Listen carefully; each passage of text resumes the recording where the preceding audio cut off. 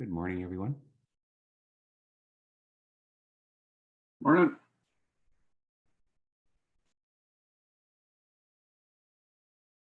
Morning. I didn't wear the bow tie, Ray.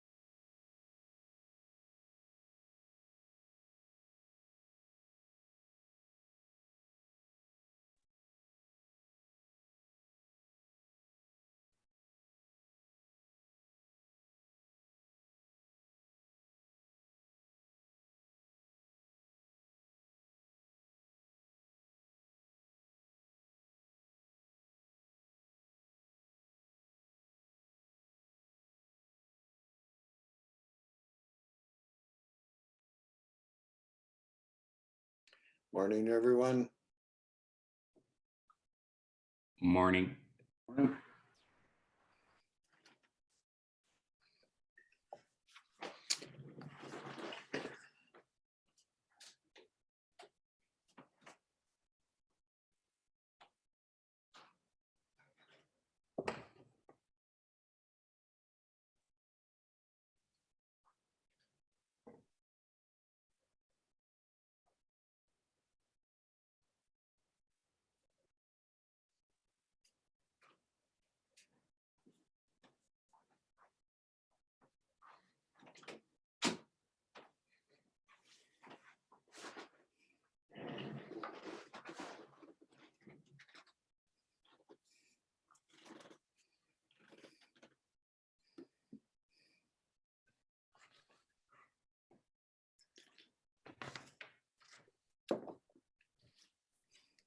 How was everybody's weekend? Cold, but good. We did that. We did a Watkins family Zoom call yesterday. Saw It that. was like a family reunion, and we had like 19 people on. No way. Yeah, it was good. It Good went on for over 2 hours. That's awesome. Yeah, it was really good. It was really fun. Yeah, if you have family, I recommend it. I just made a Zoom app and then sent it out. Made a site, and then just sent it out to everybody in the family. And anybody who wanted an email, I said, anybody who wanted else to be in, could just send me an email. So a whole bunch of people sent me an email with their email address, and I sent it all back. Oh yeah, it was mayhem at one point. Everybody was talking, and it was good though. Just like a regular family. It was. That's what my one cousin said. I hadn't seen some of my cousins in 30 years. Like I hadn't seen them live, right? And we were all talking together, and everybody video, and yeah, it was good. It's really good. It's funny that it takes a COVID situation to make that happen, right? Yeah. So I'm going to organize one for the McCurdy side, which is my mom's side, for maybe this weekend. see how that goes. Aaron's family did that. It was great from coast to coast. It was great. Yeah, it was fun. Yeah, we had people all over North America.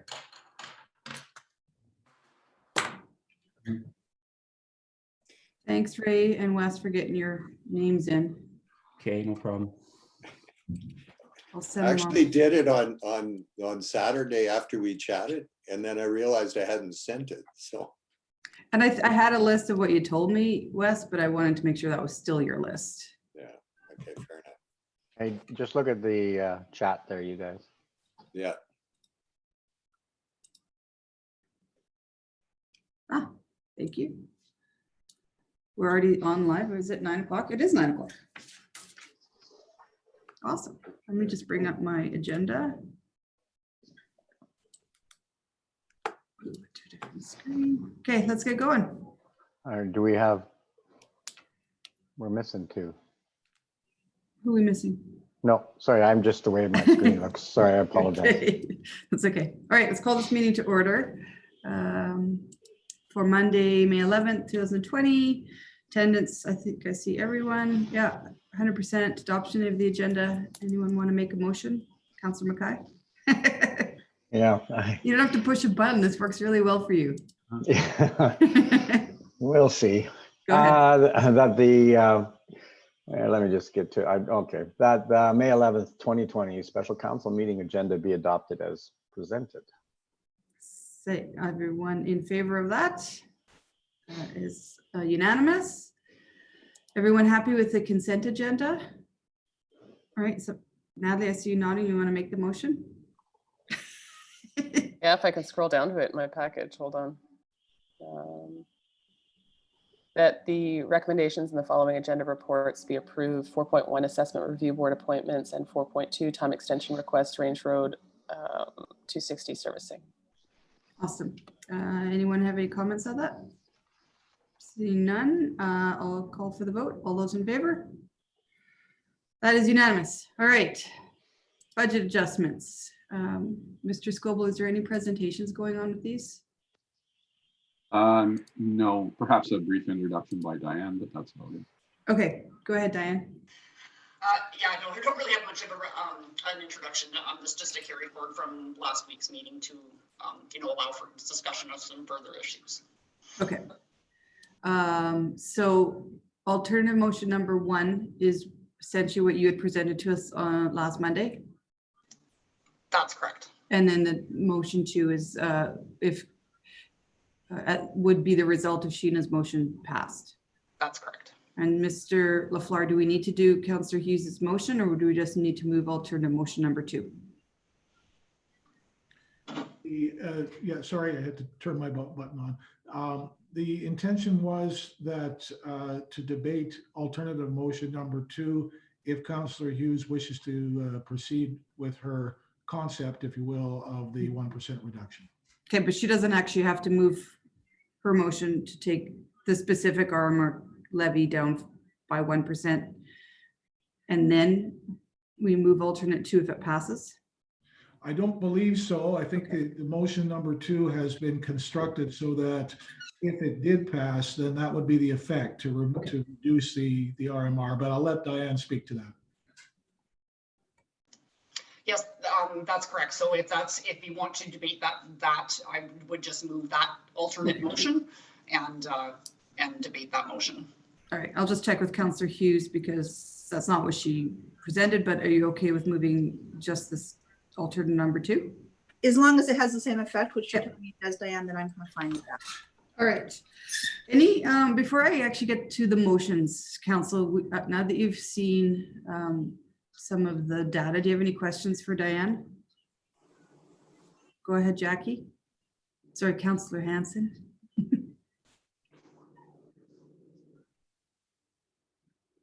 Sorry, just had to unmute myself there.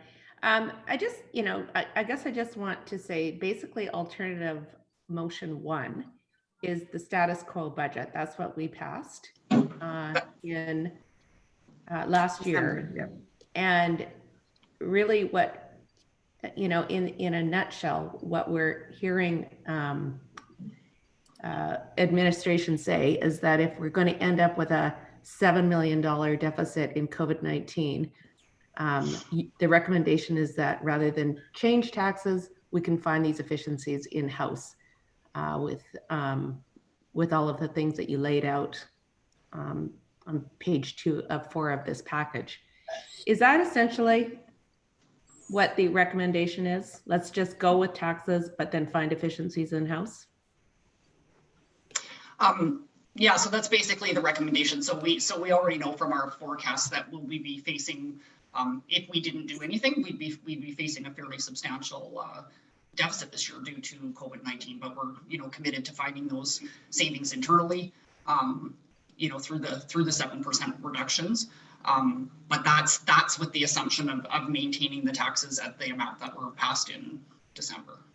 With also, so following up on that, also with the concern that if we change our the budget that we passed in December, that it is likely down the road that we're going to have to adjust a budget year to a bigger budget and really probably put a bigger burden on residents down the road. In other words, it's going to have to be paid for now or later. Would that be a fair assumption that this would have to be caught up somewhere down the road? So this proposed reduction is specifically related to the RMR contribution. So this money was planned to go to the RMR reserves to help support our long-term deficit. So it's not this one doesn't impact service levels per se. It just puts us behind where we're trying to get to be able to fund our RMR. So it has a longer term consequence from an infrastructure perspective. So if I were to just, and sorry to take the floor, if we theoretically take a second surge of COVID-19, which they say is possible, seems to be what happened with the Spanish flu back in the day, it could go beyond 7 million. Could that be fair to say? Maybe I'll weigh in here, Councillor Hanson, just for clarification. So yeah, the 7 million efficiencies is seeing what we can find internally with operations and as well taking a look at priority-based budgeting and the service levels within that, right? So our goal is to find the 7 million ideally from no service impact level, but that's the work we're undertaking right now. There may be some service level impact that we may recommend to council as part of that. So that 7 million is from April 20th when the financial scenarios were presented, and that's based on an October 1st reopening. So again, we had, I think it was 4.6 million, if I remember correctly, for a June 1st, all the way up to 7 million for an October 1st reopening. So we've kind of taken the worst case at the moment, but yes, should facilities not reopen on October 1st or there be a second wave, there could be an additional deficit to work on in addition to that 7 million. And I guess that's where I'm going with this, because I get concerned that we don't know what we don't know at this point in time. And we are going to assume that we're going to do our best to flatten this curve for a long, long time. But at some point in time,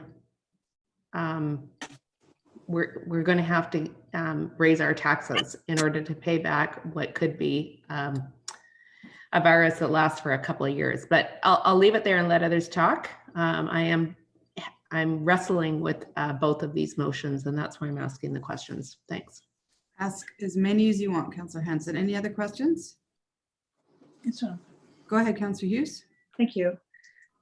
So just to be clear, I just want to, my motion does not affect service levels. It does not affect anything to do with the operating savings that we're finding here. I just want that confirmed, Diane, that we're both on the same page here, right? This is just about putting less money into the reserves for capital funds for future spending, but not anything to do with any of the savings that we're finding right now, correct?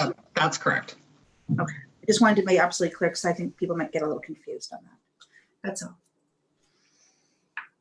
Okay, so honestly, when it gets to Councillor Mackay's motion, you put together an amazing chart, Diane, on page 19 of our package. So I just want to make sure. So You're presenting essentially, administration's recommendation is line number 6 with the RMR motion failing and the tax split migrating, correct? No, I wouldn't say the tax split migrating. I would say either freezing or regressing. Well, I thought it was a recommendation that it would migrate this year. Well, we hadn't made that recommendation yet, because we okay. normally wouldn't bring that until we brought tax rate bylaw. Okay. But this discussion kind of got brought up a little bit earlier in the process this year. Because when I look at line 6, the average tax increase for the residentials was 2.5. And that's kind of what we're debating. Correct. And I'm actually, Mr. Dolan is on the phone as well. Or on the Greg, you call. can pop in if you want. Yeah. And so I'm assuming 6 is what you're proposing, or what you will propose on the 19th with the tax bylaw. And so overall, we're looking at a 1.5 for res and 3.8 for non-res. And if Councillor Hughes' motion passes, and I'm not talking about Councillor Mackay's yet, we go to actually 0.8 and 3. Is that correct? Well, I can confirm, yeah, so line 6, which is the 2.5 and 2.5, I guess what you didn't have the benefit of seeing yet was what administration's recommendation would have been for May the 11th.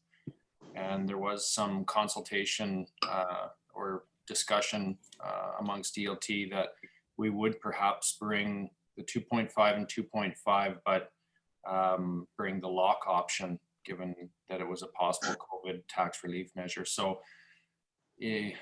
for the purposes of this discussion, I think you would be saying that administration was looking at bringing either scenario 5 or 6. Okay. Yeah. I'm just trying to get the overall difference if Councillor Hughes' motion passes. Okay. All right. Any other questions? I had one. Okay, question, go ahead, and then I'll get to you, Councillor Watkins. Thank you. So And then, what I'm wondering, when we had the budget, I believe we had a 2.5% increase to the budget in December, and now it's up to 3.1. Did I miss something? And then we took off $500,000, or was it at 3.5 and I'm just remembering incorrectly? Was it at 2.5 or 3.5 in December? where are you getting 3.5? Well, because it was, we took off $500,000 last week. So that would have been a 0.5% tax reduction, right? But we transferred that to growth stabilization and to. Nothing was taken off the tax. No, we took it to reserves. Yeah. Okay, so were we at 3.1? I thought we were at 2.5 last in December. Maybe I'm just remembering incorrectly. No, we were at 2.5. 2.5 as a blended tax rate. We were at 2.5. Where are you getting 3.1, Councillor Hughes? I'm just looking at if my motion fails and it goes, the other one regresses, it was at 3.1, but it was at 2.7. Okay. There's a lot of numbers here. Okay, yeah, I don't think we're even really talking about the regression. No, okay, the regret. Yeah. Okay, so 2.7, and we didn't take anything off last time. Okay, I thought for some reason we had, so thank you for correcting. Got it, okay. Thank you, that's it. All right. I'm getting a note. Did we have a registered speaker? Mr. LaFleur? I believe we may have, if I could ask Cheryl to comment on that, I think we may have had a registered speaker on one of the items on today's agenda. Okay, Yes, because we I have- did not know that. Okay, We have Marge from the Chamber of Commerce, which item is she speaking to? I believe, to this item. She's now in the queue. Yeah, but she's speaking to Councillor Mackay's about the implications of business versus resident, or is she talking to Councillor Hughes's? I believe both. she's, It may have been Councillor Mackay's motion. Can you just check with her? Because We I will. could let her in whenever, but okay, we'll Okay, check with her. Thanks. sorry, guys, I did not know that we had a speaker. I should have. All right. Okay, Councillor Watkins had a question, and then Councillor Broadhead. Are you done, Councillor Hughes? Any questions? Okay, go ahead, Ray. Okay, my question relates to If we roll back the RMR by 1%, the net effect over 20 years is $25 million more. Is that how much? Correct? I'm asking that. And Yes, so that's the amount, I guess, less that we still having to backfill with other revenue sources at the end of 20 years based on our model. So when you go to page 12, where it says, there's the chart, it says approved 3% or approved 3 years at 1.5%, 565 million. Now the motion would be 0.5, 1.5, and 1.5 makes it 590. So that's the $25 million difference. That's correct. Okay, so it's going to cost us, so to save, and then if you go to the chart on page 19, where we talk about whether it passes or fails, it looks like residential goes from $50 to $84, 43 to 79 under one, and then from 36 to $71. And under business, it goes 277, from 351 to 470, and from 427 to 500. So we're talking like $20–30 difference in taxes. And we're talking $25 million difference in RMR costs. Is that, am I reading that right? That's correct. Okay. My question to Councillor Hughes is that several months ago, this council debated and we voted in, this policy of having 1.5% RMR increase for 3 years, and it was approved by council. And now this, in effect, would roll back partially. So my question to you is, why? Is it just for COVID to give people relief? Because it doesn't look like we're giving them much relief here. Yeah, it's because we have a situation where people are extremely financially strapped. So that when this was approved in December, COVID wasn't on the picture, and now it is. And council only approved 3 years for the RMR, not 20. So if the intention was never to really do 3 and just do 20, then definitely use that chart. But right now, we're not, and you can always increase it later when times are better, but we're in very, very tough situation right now. 1 in 4 people have no job. So that's why I brought it forward. Dollar values look like $20, $30, $40 difference on a house of $440,000. It's a difference of about $40. Yeah. Yeah. And for a house that's 800,000, it would be $80. That's what it is. All right. Okay. Those are my questions. Thanks. Councillor Broadhead. Thank you, Madam Mayor. So just through to administration, the 7% reduction that you based your budget scenario on, we're going to go with that irrespective of the opening update. So we're going to go with the October 1st opening, and those reductions earmarked to sort of cover off the $7 million that we believe would be the deficit should we not open till October. Is that correct? Even if we open in June or August? Yeah, to be clear, Councillor Broadhead, we're going for 7 million. As I pointed out before, it's based on October 1st, but if things open sooner, the deficit would be less. If things open later, the deficit might be more, but regardless of what happens, we're looking for that 7 million. Now, again, the caveat is ideally it's all from operational savings, but there may be some creep over into service levels. And so when we come forward, we'll have that delineation in June.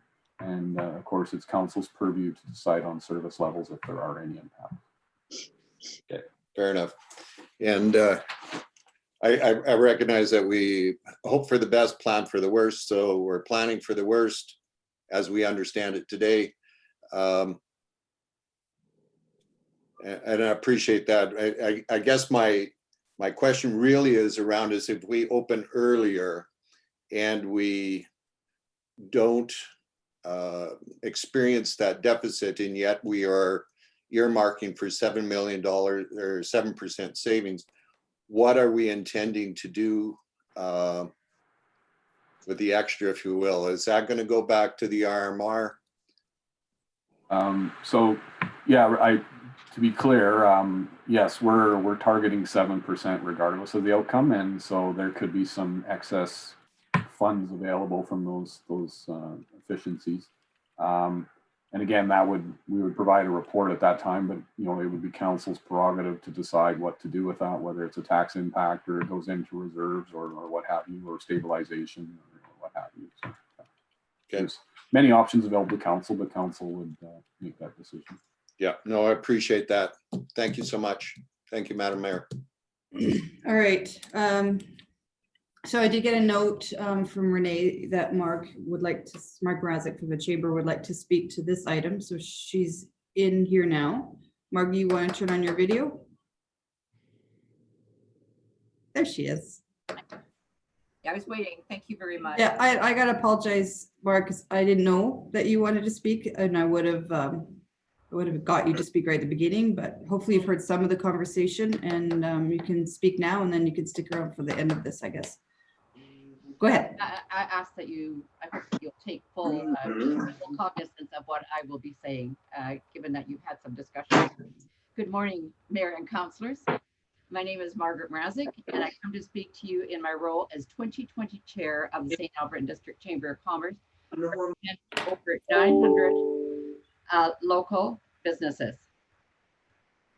As City Council is well aware, COVID-19 pandemic has had a severe impact on St. Albert residents, as well as its businesses. While programs have been introduced to assist businesses by the various levels of government, there have been difficulty for many businesses to fit within the parameters of a number of the programs. In a survey carried out jointly by the City of St. Albert Economic Development and the St. Albert and District Chamber of Commerce, which was carried out from March 23rd to April 9th, it is clear that businesses are facing very challenging times now and in the future. From the survey, 87% of businesses indicated they were negatively impacted by the outbreak of COVID-19. Further, 81% of respondents to the survey reported that they have experienced a decrease in revenue, with 86% expecting lower revenues in the future.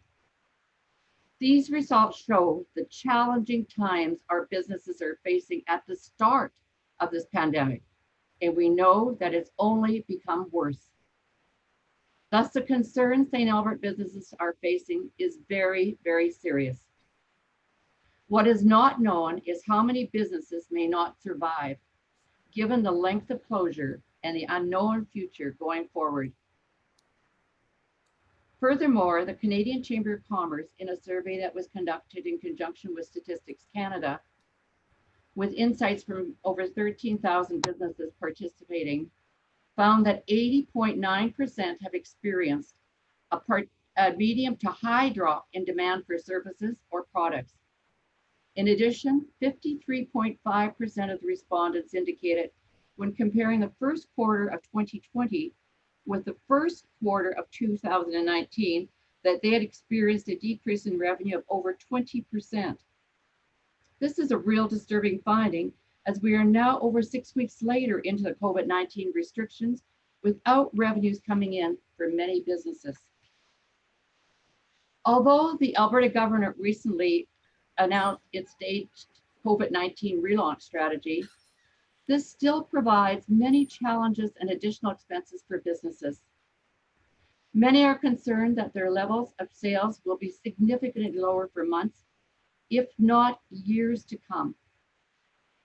Further, there are some businesses which will not even be able to open or operate until the third phase, with no timelines as to when this will take place.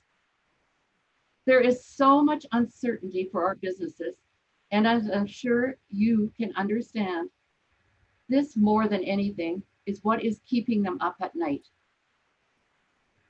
This pandemic has forced businesses, residents, and the city to make some tough choices as to what is necessary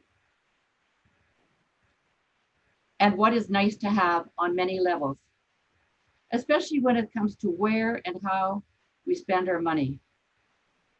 We appreciate that the city has had to make some strong cuts and changes in the way you do business.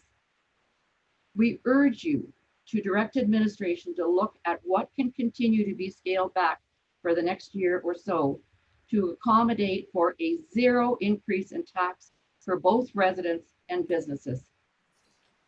We appreciate that this is extremely hard, but we are not asking the city to do anything that 80% of our businesses are not already doing.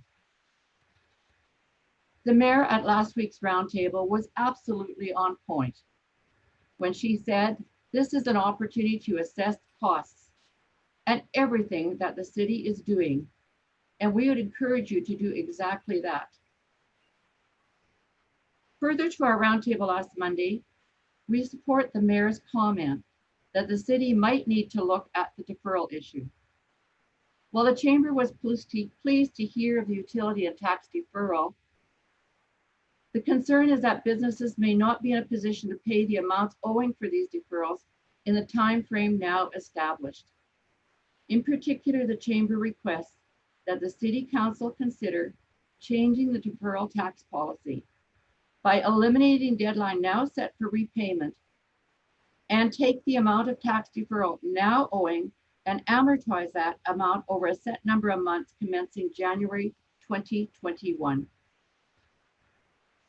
Businesses, given the difficult, uncertain circumstances they are now operating under and will be well into the future, require certainty.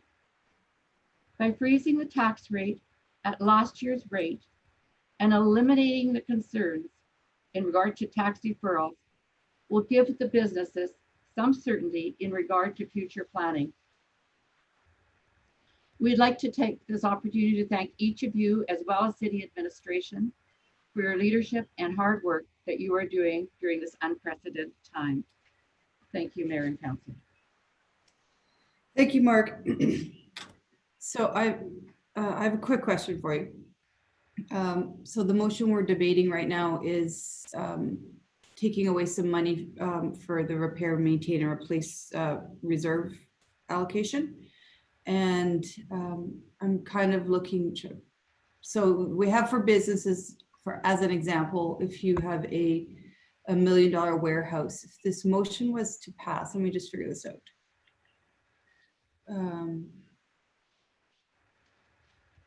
Yeah, I think so. 544, it'd be about $9 a month savings for a business with $1 million warehouse. So that's just an example. So the savings isn't hugely significant on this motion, but what I'm hearing you say is the deferral was a good start, but you would maybe look at further deferrals beyond September 30th. The deadline on the deferrals right now, I think it's, and somebody can help me with that, but I don't have it in front of me, but the deferrals was only for a certain amount of time, and then they have to repay, and they're not going to probably work with that deferral being extended. And so yeah, the deadline deferral, but for this year's tax increase that we're currently talking about, we're asking for a 0% increase for both businesses and residents. Okay. I'm speaking for businesses, so there's just no money out there, and so they just can't afford any kind of increase. Right. And I know that there's a motion later coming on, and I'm concerned that we don't really want to place businesses burden onto residents either. We don't think anybody can afford this, but we can't. Businesses just can't pay more. They just can't, and so that's why we're asking for the 0%, and we think that's reasonable. Okay, any other questions for Mark? Go ahead, Councillor Hanson. Thanks, Mark, for coming. So by deferring any taxes and amortizing over next year, that, as you understand it from your businesses, is what they literally are asking for. Just let us do this next year and amortize it so that we have an opportunity to budget ourselves. Maybe we shouldn't have talked about the 2 points together. Currently, going back when the pandemic started, the St. Albert did, the city did say that business could defer the current taxes and pay them back. So we're talking about that. Maybe that issue should be talked at a separate time. For this year, what you're talking about, we want 0 increase. We just can't. Okay. Afford. But then for last year, the taxes we're currently paying, there's been a deferral for just months, and we're concerned with businesses opening up later or not opening, or even when they open, they're opening up at, let's face it, restricted amount of clients. You take restaurants at 50%, even retail providers, their whole service is changing the way they can operate. They just can't afford any increase. And then, but the whole deferral issue is sort of separate from what you had deferral before. We want that part, instead of within the months that we're allowed, that be extended. So there's two issues. Yeah, okay, gotcha. Thank you very much for that. Any other questions for Mark? Okay, thank you for joining us, Mark. Thank you for the opportunity. Always, you're always welcome. All right, okay, back to Councillor Hughes's motion. Councillor Mackay has a question, go ahead. It's back to administration then in Okay. relation just to the presentation. So can we ask the question based Yep, on you the can. presentation? Yes. So based on what we just heard from our business community and all that, what would be the impact of a 0%? So, I mean, Councillor Hughes shaves 1% off the RMR. What would be 1% off of the inflationary costs? Oh goodness, we probably have to go back and kind of rerun those numbers to get the exact numbers. But I mean, I guess the only impact of, you know, we're currently forecasting, you know, a $7 million deficit under certain assumptions with an October 1st date. So basically any dollar less we get from taxes, it just adds to that number that we then we would have to incorporate further savings. It'd be a loss of about $2.5 million, wouldn't it? But that's, I just use $1 million per 1%. Yeah, 2.5% is about 2.5 or 2.8, something like that. 2.7. So instead of 7 million, we'd be looking at 9.5 approx. Approximately. Yeah. Right. Okay. Yeah. I mean, I use the same kind of calculations in my head as well. So, okay. Thank you. That's what I thought. Yeah.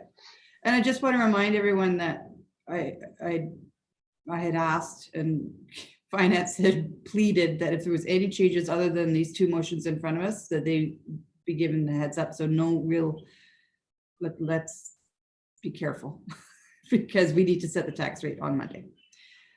Who just had their hand up? It was on the side of my screen. Councillor Broadhead. Thank you, Madam Mayor. One of the things that came out of the province here was some real clarity around the idea of municipalities not being able to budget for a deficit, but in fact being able to carry a deficit. What are the implications of that? Is it just like carrying a mortgage? You carry a deficit, you amortize it over 20 years, or how does that play in practice? So there's definitely different options available to council. You know, if we're not able to recoup the entire amount of the deficit, and we do end up in a deficit at year end. Obviously, there's different reserves that we can pull from to help cover that. We can look at borrowing internally through our existing reserves and potentially recouping that over a period of time. The other option would be to borrow externally to cover that. Again, we had talked a little bit about increasing our line of credit. We do have an operating line of credit right now. And again, we would have the option to recoup that over a period of time. Of course, the longer that you recoup it over, the more interest costs you're going to pay. But ultimately, the deficit has to be recouped at some point. So the government doesn't say it's got to be within 3 years or 2 years or 5 years. There's no set direction from the provincial government in terms of doing that? Not that I'm aware of, no. I think it's my understanding, Councillor Broadhead, that if we have a deficit, then the 21 budget has to budget to recoup that in 1 year. Not necessarily. Is that not right? Okay. No, if we borrow internally from our own existing cash reserves, we can set up our own repayment schedule kind of back to us. So in essence, we end up theoretically then not having a deficit because we're funding it.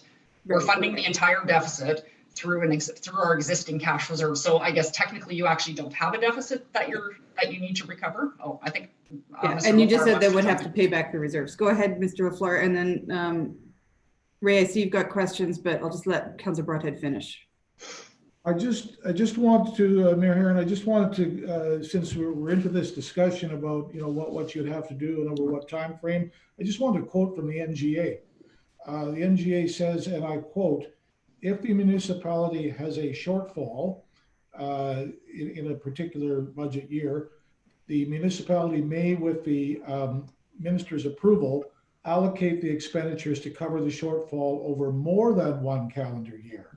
However, immediately before that, the MGA says if the accumulated shortfall, actually it uses the words, if the accumulated surplus is less than zero, strange wording. In other words, if you've got a deficit, the municipality must include a budgeted expenditure in the next calendar year that is sufficient to recover the shortfall." So I think what I'm trying to say is that for the MGA, Diane is correct. There are different options, but if you're not going to recover it the very next year, you may need to get the minister's approval. That's what I thought. But I think what Diane's saying is if we use reserves, we essentially don't have a deficit. We just have to figure out how do we replenish those reserves and over what time frame, right? Well, I guess the reason why I asked the question is that we're in this financial situation because of COVID. And to me, if we're going to go down that road, what I was trying to explore was whether or not we would borrow and name it as the COVID recovery deficit and pay it off accordingly. That way people understand where the money went and why it's being asked for. So anyway, I'll think on that and continue on. Thank you. Okay, moving over to you, Councillor Watkins. Yeah, just my question was of Diane. Did you say that we could, I know we have the stabilization reserve fund, which we were talking about utilizing, but did you say we could borrow from other existing reserve funds and pay them back later internally? Yeah, I mean, council has the authority to use any reserve funds that we have. So our reserves under policy, different reserves are set up for different purposes. Right. Yeah. But council has the ability to change that policy. And what I'm talking about is when I'm talking about internal borrowing is it's and we definitely would want to pay it back because you're in essence borrowing cash from existing reserves. But I'm not talking about pulling up money out of any one specific reserve. It's just borrowing from the overall sort of pot of money to be able to cover it then with a planned payback for those reserves since they are set up for specific purposes. Okay, so you say the what is the total amount of all the reserve funds we have? Oh my goodness. Round ballpark figure. Well, like 140 million. Okay, so you're saying we go and we borrow against that. We take, say, if we need 7 million, we take the 7 million against the 140 million and we pay it back over time. And are we paying ourselves back that money at what interest rate? That would be something that would be discussed. I mean, I would suggest that we at minimum use the interest rate that we're foregoing by being able to invest that money, right? Because if we weren't using it towards this, we would be investing it in shorter or longer term investments. So we basically take 7 million from the 150 million and lend it to ourselves to cover the COVID thing, and then pay that back over a number of years. Can we pay that money back to ourselves over a number of years, or does that have to be paid back in 1 year? No, we could determine that as well. We've used that that method of funding for a couple of different initiatives that the city has done, and so we can set the repayment term on that. But I mean, you know, I'd probably argue again too, with us looking for the 7 million, I would hope we'll be able to actually save and reduce our deficit that we're looking at in the end by the work that administration is doing right now. And this is a conversation that we're going to have maybe near end of year. Yes, for sure. I mean, certainly before we finalize our financial statements for 2020, we'll have to have this discussion, but we'll probably start having it a little like late fall to start looking what our options are and what the best course. Sorry, I keep asking any question you want, Councillor Oxton. Just trying to differentiate that this deficit is not part of the motion that's in front of us right now. Right. That's all. I know, I understand that. Okay, just make But we've got Diane here. She's ready to answer questions, so keep going. Taking money off of, reducing the tax rate by 1% to save people money, and we're going to have a huge deficit. Then we got to think about, are we just delaying the inevitable? And if we hear the Chamber of Commerce say they want 0% tax increase, so That's much bigger than what is worth. Yeah. My question stands. But again, Mayor- I think Councillor Hughes has pointed out that her motion doesn't affect the operating deficit. Right. One last question. On the interest rate, What? we can lend ourselves that money at any interest rate we choose. Yes, we could. Did you want to add something, Mr. Scoble? Sorry, yes, I'd like to just come back to the accumulated surplus and perhaps chat with David and Diane on that. My understanding is the accumulated surplus includes all our tangible capital assets in that, and it's different from an operating surplus or deficit. I thought we better clarify that and just double check that before we move on here. I can give you a quick answer. The MGA says if the accumulated surplus net of equity in tangible capital assets is less than zero. So I presume that means not including the tangible capital assets. Diane, I don't know if you have a comment on that. That's correct, and that's my understanding as well. Okay. Back to Councillor Hughes's motion. I think on page, you had a graph, page 12 of the whole package. There was 3 scenarios. One is if Councillor Hughes' motion passed. One is if we go with the 1.5 for 3 years, and the one that said original proposal. What's the original proposal? So that was where we were saying that in order to actually fully be able to get to a point where we're fully funding our RMR through taxes and not doing any grants, it would take us 20 years at a 1.5% increase to get there. Oh, That's okay. not, but that's not what council approved, but we were just trying to kind of go back to show that we were using kind of the original model. Okay. But really the difference we're looking at is between the original council approval, which is 1.5% for 3 years, versus Councillor Hughes's motion, which was just to reduce the first year by the 1%. Okay. When Stephen was going through all these numbers when we were making the decision on the 1.5 capital levy last spring, he had a 20-year chart, and it showed if we did nothing, what year we dropped into the red for RMR. Do we still have that chart? Yeah, so we do. So basically the original proposal, that's where we were showing that it was in 20 years. So in 2040 would be the year that we would sort of break even. Mm-hmm. With the, motion that council did pass, the 1.5 for 3 years, is obviously a great first step towards that. If we stopped at the end of 3 years and didn't increase after that, we never Right. hit balanced. No, and that's a good conversation for 3 years from now. That chart was always very scary because we dropped into the red fairly quickly, like within a couple of years. Sorry, I understand what you're saying in terms of what we've sort of got upcoming in some of our life cycle reserve funds, Right. some of our existing reserve funds that we have, where we have more detailed life cycle asset bases. We do have some reserves that are going to fall into a deficit position within the next 3 to 4 years. Okay. I guess maybe not a conversation for today, because if Councillor Hughes's motion passes today, I'll probably very quickly throw a notice of motion out there to extend the 1.5 for 1 more year. So we'll do it in 20 or 0.5 and 20, and then do 3 years of 1.5. That will be my motion, just so council knows that I'll do that, because that fear of going into the red and not even be able to fill a pothole is not something that I'm very comfortable with. So,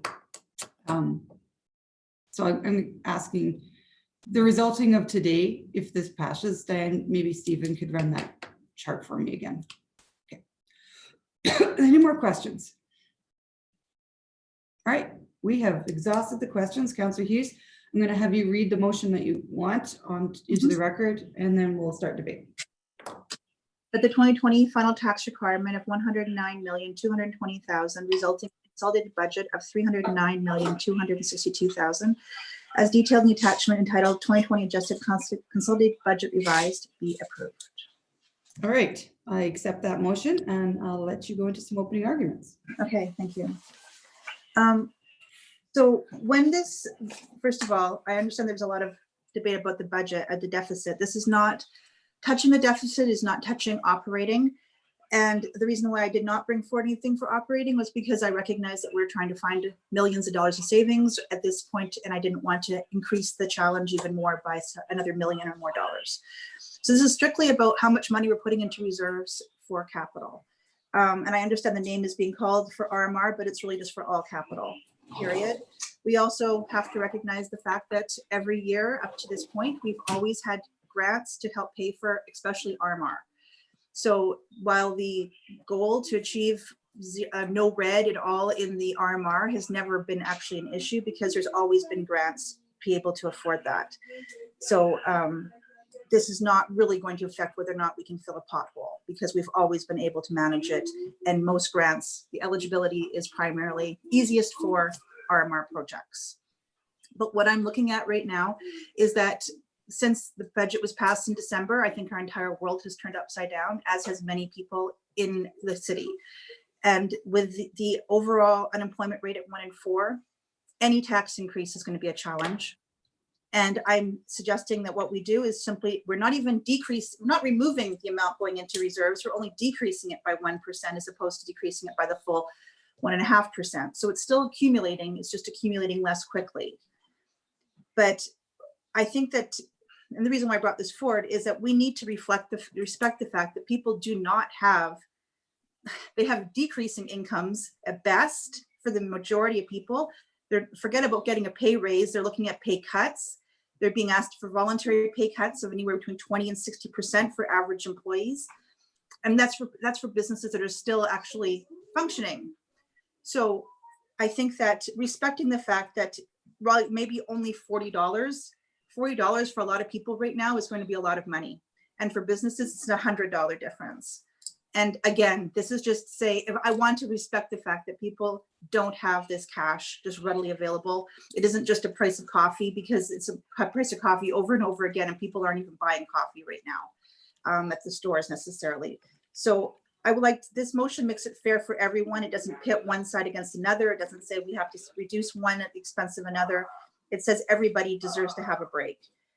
And so this is just reflecting the fact that we are doing something to respond to the situation financially.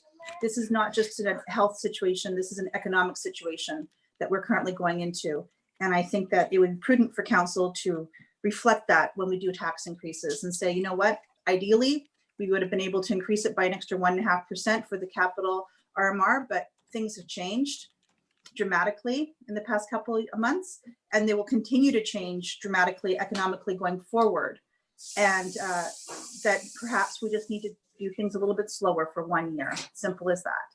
And council can always increase the amount by an extra 0.25% for 4 years later if times are doing well, but times are not well, especially in this province. So that is why I thought that this would be prudent to do something to reduce the burden on both residents and residents and businesses on their taxes. That's it. Excellent. Opening it up for anyone else to enter into debate. Sorry, Councillor Mackay, then Councillor Broadhead. Thank you, Madam Mayor.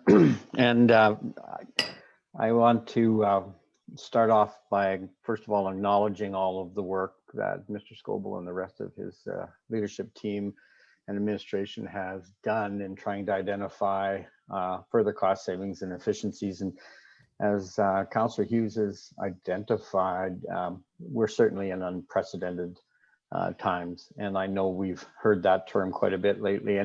And I'm looking on the screen here, and I'm thinking outside of maybe Councillor Broadhead, Councillor Watkins, and sorry, Kevin, I'm going to include you. Certainly, David, I'm going to include you in this. But how many of us remember the old television commercial with the Fram oil filter? And it's talking about, it's back in the 70s and 80s, and it had the tagline, pay me now or pay me later. And certainly, I think it reflects and it crosses, that tagline certainly crosses into a number of different situations. And it obviously says that preventative maintenance is far better than expensive costs later on when you have to replace and maybe have to replace an entire engine. But saying that, you know, the COVID-19 is just outside of everything that we've ever had to deal with. There's no playbook. We don't have anything previous to this, even in other disaster situations. We're not playing under the same rules. So, you know, when I look at our budget and I look at the feedback that we're getting, and I appreciate the chamber presenting today because, you know, approving any increase in our property taxes, whether it's on the inflationary side or whether it's on the capital side, just when our residents and businesses are attempting to get back on their feet, just should be just a non-starter. It should be a non-starter, but you know, we've heard the consequences of what happens if we reduce our budget today, because we still have to provide essential services. You know, the water has to come on in the morning. Police and fire rescue have to respond when they're needed.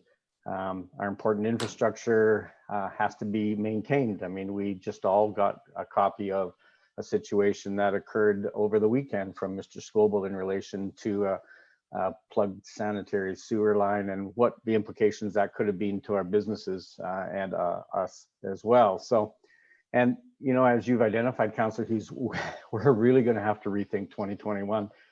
Our financial situation is significantly different than any of our previous budget projections. So we are looking, and thank you very much. We are looking for additional savings, but there's going to have to be a realization that included in that is potentially lower service delivery. So, and I know we're doing this. Nothing, I have to assure the residents that are watching or that are going to read about this later, that nothing should be or can be off the table. And I'm very confident that administration is doing that. But we're in difficult times, and I think we have to make difficult decisions at this particular time. So right now, I'm in favor of Councillor Hughes' motion. I was going to go lower, but obviously, you know, for everything that we've heard from all the background information that we've got, I think Ms. McMurdy, a number of weeks ago, you presented a number of different scenarios and the impact that all of what we're doing now around deferral has had on our revenue streams, and cash inflows. And so we're impacted by this as well. And but saying that, I'm confident that 1.5 is the direction that we have to look at this way. I wish it was lower, but I can't see how we can get there at this particular time. Thank you, Madam Mayor. Did I see Councillor Broadhead was next? Go ahead. Thank you, Madam Mayor. Well, I'm not sure I have much to add beyond what's been said already, other than just the idea that I too want to recognize that we're clearly in unique and troubling times for everyone, including the city. And so therein lies the balance question that all 7 of us are wrestling with this morning. What is right and what is appropriate, not only for the current health of everybody within our community, but what is the long-term implication, because in 2021, it may not be that we'll be in any better position to recruit what's going on in our community then. So we have to consider 2021 and perhaps even 2022. COVID-19 has clearly changed society. We think back at 9/11 changing society. I would suggest that COVID-19 will be a red letter event, if you will, in current history. And I'm not sure that business, I'm not sure that how we interact will just go back to the norm once we are allowed to start to gather again. I suspect there are permanent implications of this. And so we'll have to wade into that over the next couple of years to be sure. I think, Councillor Hughes, you've struck a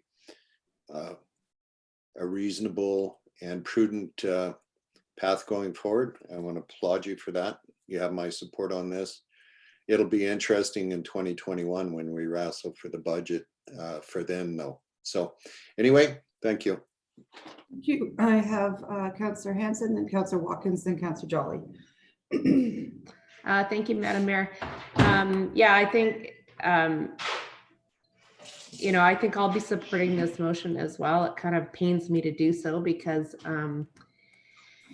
I think you can't put off crumbling infrastructure for very long. And some might say that this is not great savings for businesses or for in the long run in terms of taking 1% off the budget. But honestly,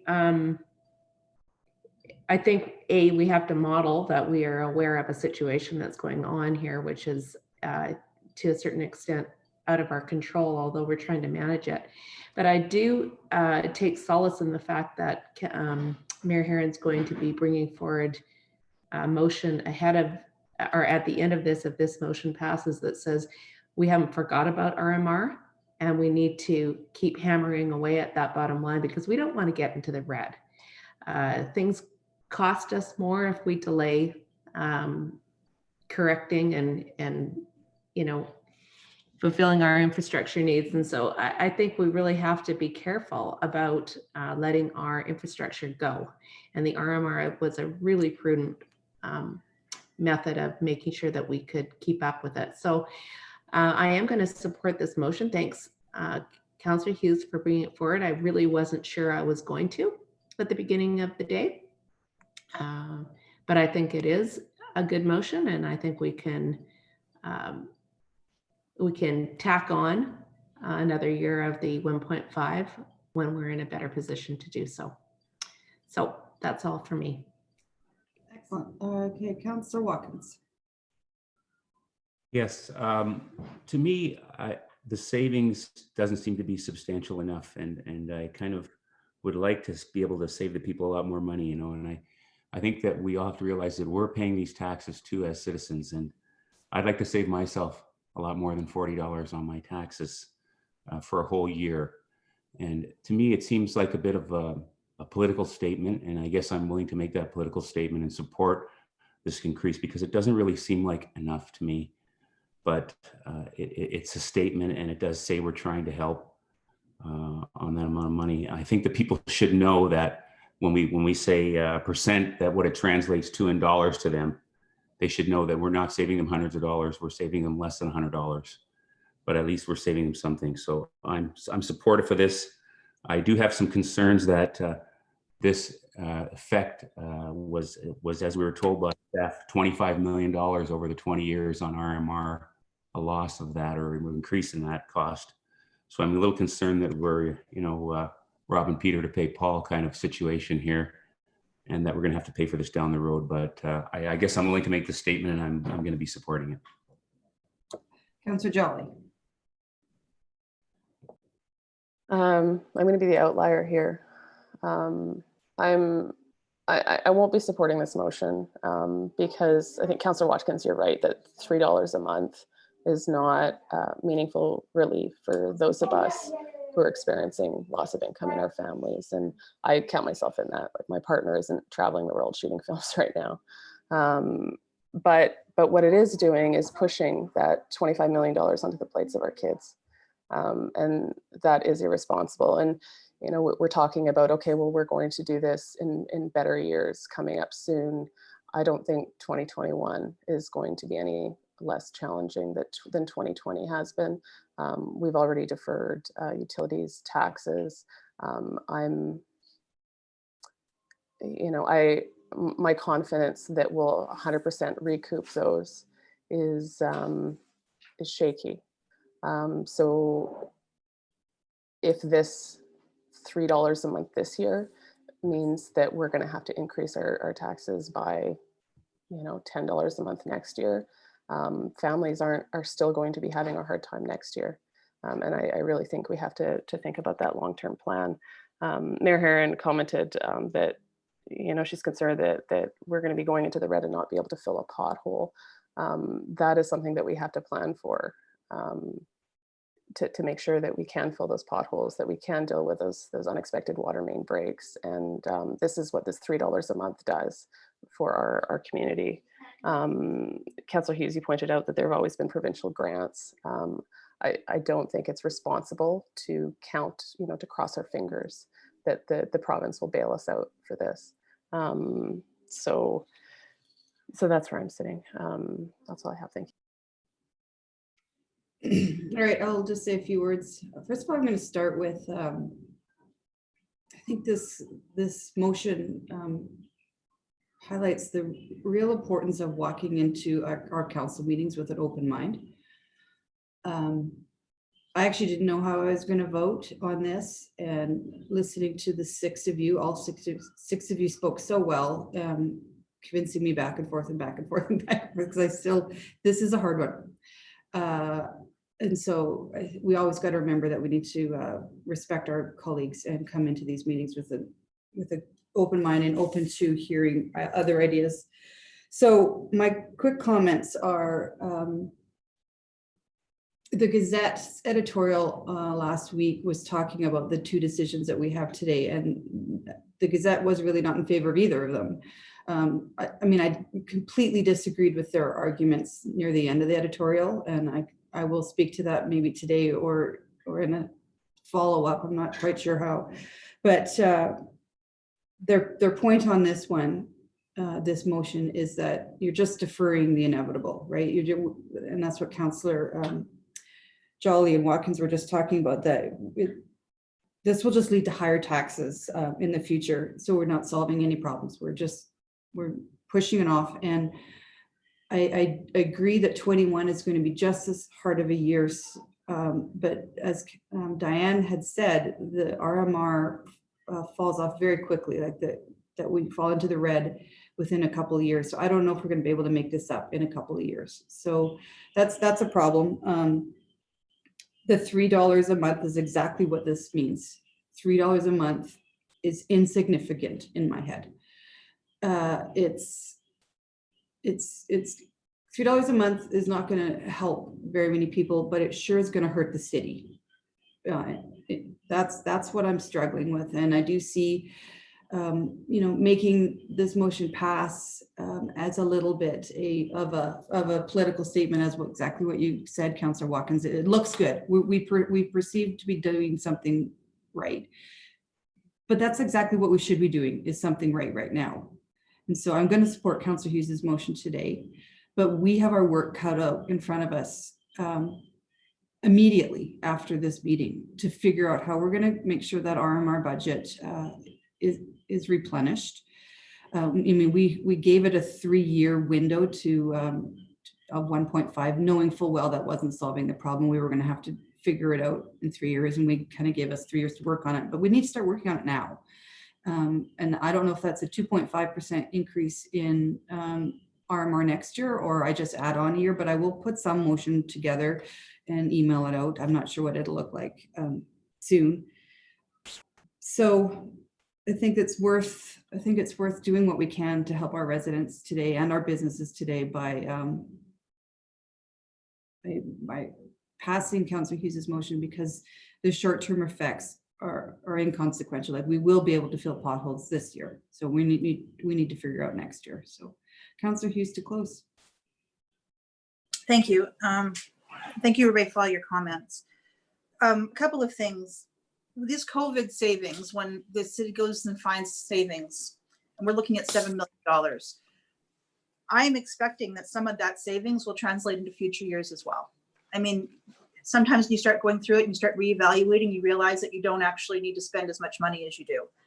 So this is an opportunity, just as Councillor Broadhead had mentioned before, to evaluate this, and certainly it can cover the 1-year deficit, but it's also potential to cover future deficit and future needs. So it's very possible that the savings that we find, up to several $1 million, could actually be ongoing, and you could increase the budget for the RMR budget and put it all in there at once and decrease the overall need for it later.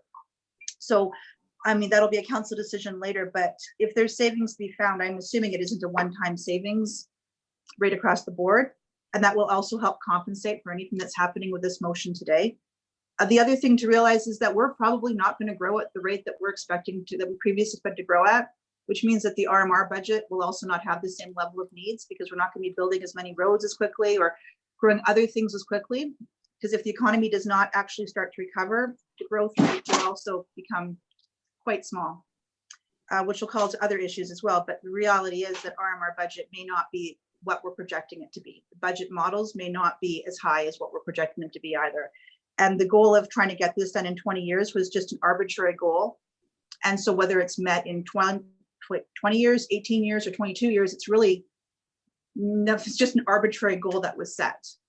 So, and also to be absolutely clear, $3 savings does not translate to a $10 increase next year. It would be a $3 difference next year if we don't do it this year. But it does reflect the fact that people do not have the amount of money that's coming in, that they even the modest tax increase that we're having will still have an effect on families, unfortunately, this year. So, and absolutely, I would love to do a motion to further reduce it. But at this point, we had agreed it was Tuesday was the deadline, and I realized that too late that I wanted to move the bar a bit further. So I think something's better than nothing. And we have plenty of opportunities to find the savings and even increase the budget to RMR without further increasing the taxes because of the COVID savings that are going through right now. So this does not mean that the end of the world will be coming. It just simply means that we're going to be reflecting the times and that we'll be taking advantage of our opportunities that come from this challenging time to actually address further budgets going forward. That's it. Thank you. All right, I'm calling for the vote. All those in favor? I've got Councillor Watkins, Councillor Hughes, Councillor Hanson, Councillor Broadhead, Councillor Mackay, and myself. All those opposed? Councillor Jolly. Okay, so that passes. Now we're moving on to Councillor Mackay's idea of how we're going to balance that 109 million between our res and our non-res. So Councillor Mackay, do you want to, are you going to make your motion? Yeah, I think at least I think we should have a discussion, but is there a presentation first? Because I mean, part of my information or part of the motion asked for additional information, which I thought was outstanding. Yeah. And we already referred to it, the one chart that provides a number of different scenarios. And so Mr. Scoble, is Mr. or Ms. McMorty? You want Mr. Dolan back? Yeah, I was just, I think I see his name here. Yeah, he's there. He's hiding from us. Mr. Dolan or Mr. Scoble, is there any way we can put up that information so that at least it's out there? I don't know, Madam Mayor, can I ask for that? Can someone share their screen? Yeah. Well, but you just want the chart on page 19? Well, the chart. Sorry, Kevin. Sorry, we don't have a formal presentation, but yeah, certainly Greg could share the screen, or Ledge Services can. And part of me talk through them. Sorry for talking over you again. This is so hard on Zoom. So I understand, Councillor Watkins, how you could get a family reunion on there. I don't know. But the whole idea around, I don't think a lot of people, I mean, I didn't understand all of CFS 05, the budget and taxation guiding principles. And I think there's a little bit of confusion out there that, you know, this is something that we, you know, that is just brand new. I mean, it's part of that, what the goal that we've attempted to achieve in our community for numerous years of getting to that magical number of 80-20 split. And so I recognize that this is a CAO led initiative, you know, process.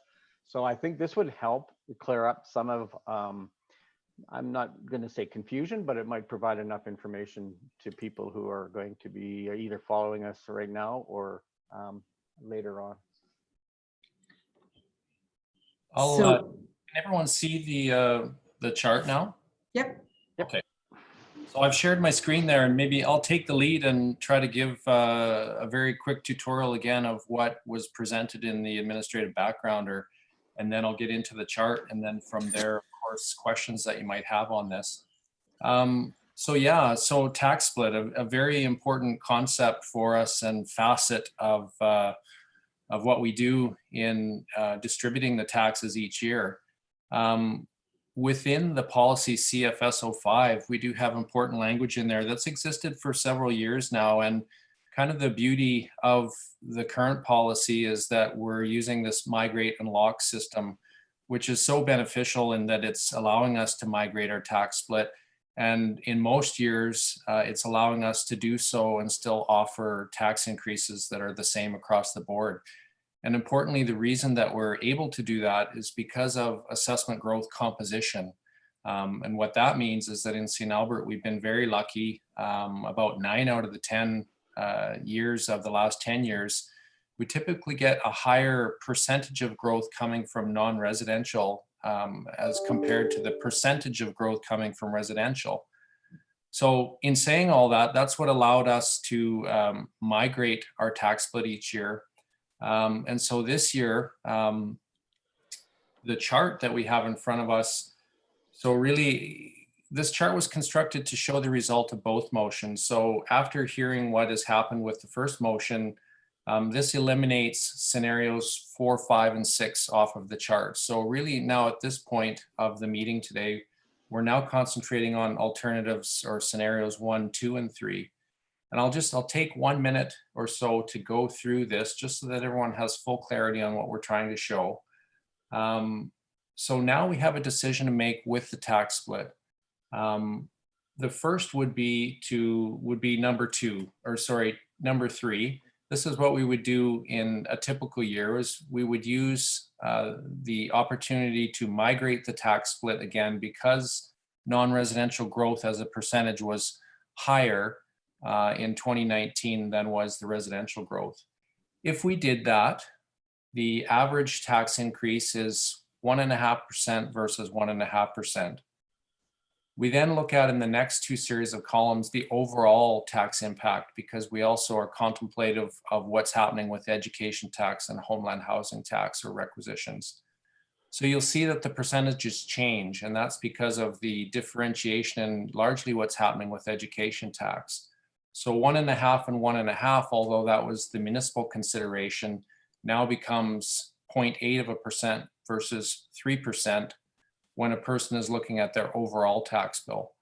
And we find in the customers and the property owners that we speak to, often that overall impact is what they're focusing on.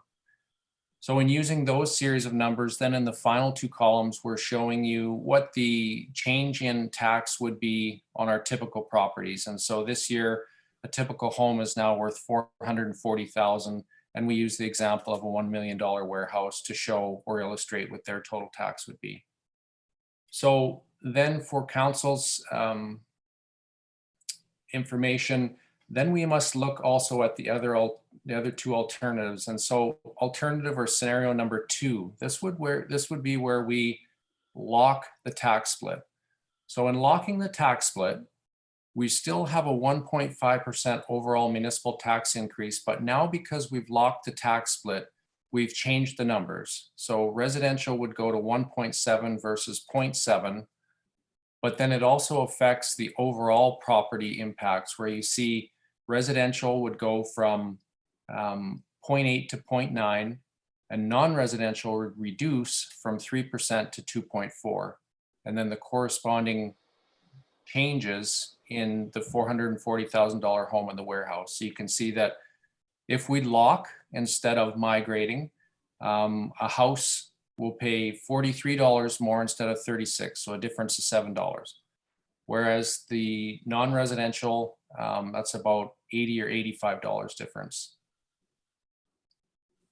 Lastly is alternative or scenario 1, where we actually would regress, and that's where the motion would have to be written up or accepted that would allow the city manager to actually deviate from the existing policy for this COVID year and imply or use a regressionary strategy.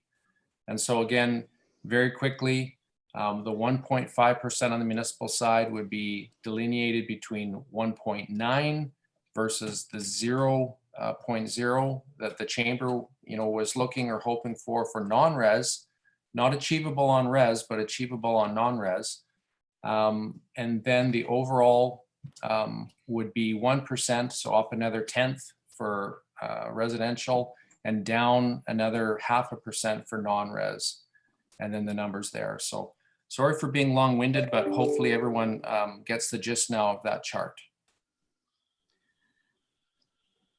It's an absolutely fantastic chart, Greg. It really made everything really clear when we were reading, or when I was reading this package. So thank you for that. So Councillor McKay, does that kind of help you? Oh, the whole backgrounder helped me, and that was part of the intent of putting forward the proposed motion. And again, I have to thank administration too, because obviously we changed it or modified it a little bit throughout the week in relation to the fact and recognizing that really the setting of the property tax split in policy is left up to and determined by the chief administrative officer. Can I ask a question of either the city manager or Greg? No. Go ahead. Well, okay. Okay. So, I mean, in the sense of if we chose number one, regress, currently that's not in policy as identified by Mr. Dolan. And so if that was, if for the city manager to look at that or for the chief administrative officer to look at that, we would have to change policy, I'm assuming. And then what's required to do that? I think there's a motion, an alternate motion written up. right. If you want to consider the regression, you can move that.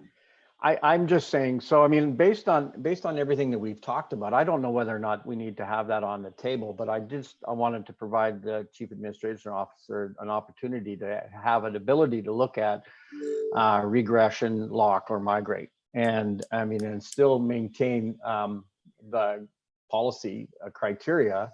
And I really would encourage everybody, I mean, to look at section 21 of that talks about our municipal property tax split and what is considered by the CAO in determining what that split is.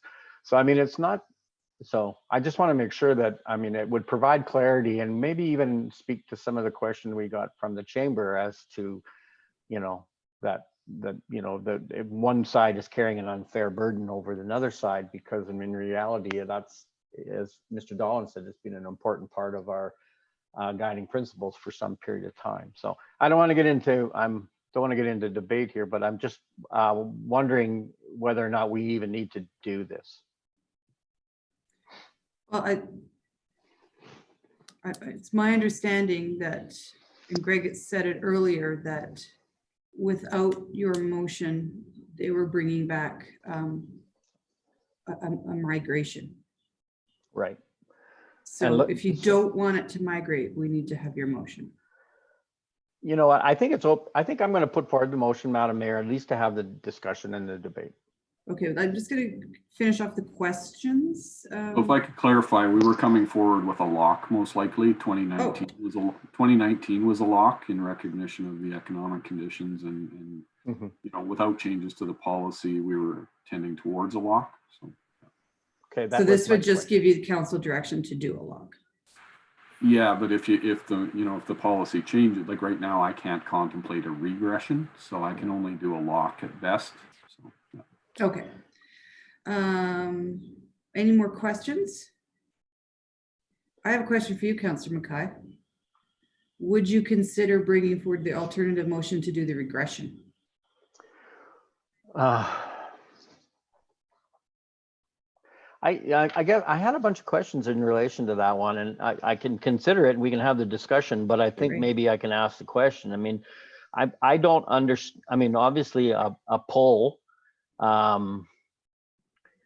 has its own challenges, and I mean, would that change the criteria, Mr. Scoble, that you would be looking at then, or the criteria in that section 21 would remain the same? You would just kind of, would that change would that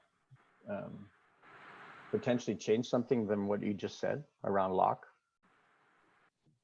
If your motion, as I understand, I'll defer to Greg or David or Diane, but your motion would allow a regression, which would be, and flipping back to, I think that was option 1 under. Yeah. So right now, my understanding is I only have 2 and 3 available. I don't. Yeah, you do have latitude for 1. Okay. But I guess, and Ms. McMurdy had her hand up there, Madam Mayor, but my point was my question, I guess, Mr. Scoble, was, I mean, based on the criteria, would ability to regress, would that change your criteria any?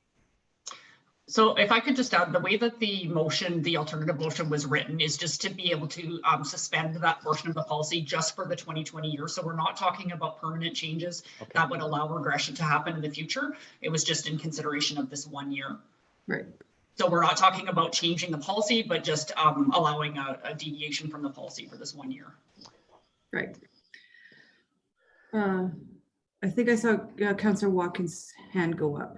Yeah, so the question was, if we did alternative 1 regression, it would meet the chamber's number of a 0% tax increase to them. But when you add in education, they're still going to get a 1.9% tax increase. That's correct. Yeah. But it would meet our goal of saying to them, what they asked for us is a 0% tax increase. And the net impact on that on residential from what staff was going to recommend is $7 a year. Am I reading that correct too? It would take us from 2.5% to 1.9. Yeah, but like staff was going to recommend number 2. And if we go number 1 to give non-residential 0, the impact on residential is $7 a year. Yeah. Correct? Okay. Yep. Okay, those are my questions. Thank you. Great. Is that a hand up, Councillor Hughes? Go ahead. I only see the chart, so you saw me, that's great. So I had a question about the request from the chamber about the deferral program, because we have never done that, obviously. And so I'm just looking, Mr. Morty, for your opinion about like if it's feasibility of doing some kind of amortization over the, instead of saying it's all due in September 30th, it's like a third or something like this, and have it due by the end of December, or drag it out longer. I'm not sure what you think of how child that'll be and versus the revenue, because we obviously wouldn't have that money coming in for some of the businesses. Yeah, I mean, the biggest challenge from a deferral perspective for taxes is just our cash flow.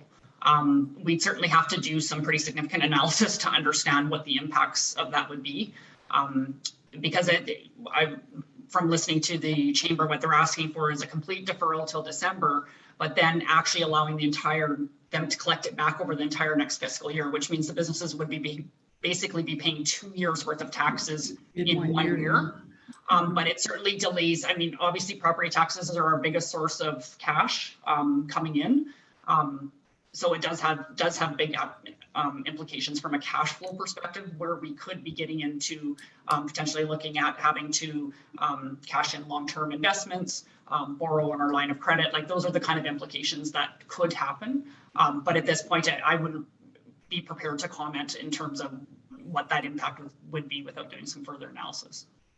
I know that they asked for January 1st, but what if it was, and I know I'm not asking you to have a solid answer now, I guess I'm just like asking you to look into it, would be if it was, again, like instead of having it all due by September 30th for people paying lump sum, they could do 30th and then October 30th, November, December, like a quarter, I guess, and have it all done over that period of time. Like, I would be interested in seeing what the economic impact would be based on the fact that we have some people that are paying monthly and aren't going to be doing that. But also what it would be the impact if we just did businesses, and also if we did businesses and residents, because if people aren't working, that challenge could be just as onerous for them if they have to come up with however many thousands of dollars for September 30th. So I don't necessarily want to, can you do it without having it be a motion? I guess I'm looking at you, Diana, on my screen right now, but is it possible that you guys could do that in the next couple of weeks and let us know what the impact would be? Because I would be considered willing to put forward a motion trying to make it more economically feasible for people to pay without having to be such an onerous, but I'd also want to see what the impacts are before I do that. So is that possible? Yeah, I mean, we can certainly look at that. I might want to get back to you with a timeline. We're just working on some cash flow modeling right now, so I don't want to necessarily commit to a timeline, but I would think certainly within the next month, I think we would be able to be there. And then it would be a matter of choosing how many scenarios we kind of, wanted to model, because what you're suggesting is something different than what the chamber is suggesting. So there's obviously lots of different permutations. But we can definitely look at a couple of options and see where that puts us from a cash flow perspective. And we don't have to just, so go ahead, Councillor Hughes. I'll put that forward as an information request so you have a clear idea of what models I'm looking for. And that way, and again, then you have the 30 days or whatever to get that done. So you're not expecting, I'm not expecting it Thursday. No, we don't have to, we have till September 30th. I think that's Right. kind of when businesses will actually start to understand their own fiscal realities. And you know, I'm sure Greg's department's going to be getting a lot of phone calls and we'll have to consider the defaults entirely too. So. Well, I understand we have to the 30th, but people are also trying to figure out their finances, both businesses and personal. And if they know as of July that they have to do it in 4 quarters, it's a totally different situation than coming up with all the money by September 30th. So I think the sooner that we can let people know that decision about that, the better for their own personal planning. But that's what I was wondering about. Thank you. Yeah, why don't you write that up in a really clear IR? Yep, okay. I will. No, okay, I saw Councillor Broadhead's hand go up. And Councillor Hanson, did I see your hand go up too? Okay, so Councillor Broadhead, then Councillor Hanson. Okay, just a simple question, and perhaps I knew this in the past, but I don't recall it now.